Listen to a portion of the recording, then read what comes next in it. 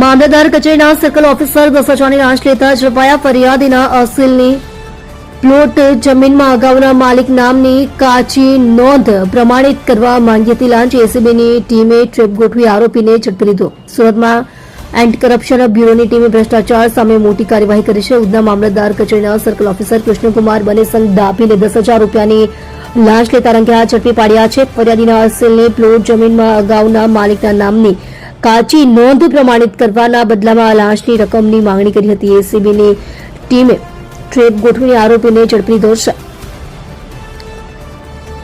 સુરત શહેરના વધુ એક અધિકારી 10,000ની લાંચ લેતા ઝડપાયા છે. ઉધના મામલતદાર કચેરીના સર્કલ ઓફિસર એક ફરિયાદીના અસીલની પ્લોટ જમીનમાં અગાઉના માલિકના નામની કાચી નોંધ પ્રમાણિત કરવાના બદલામાં આ લાંચની માંગણી કરી હતી.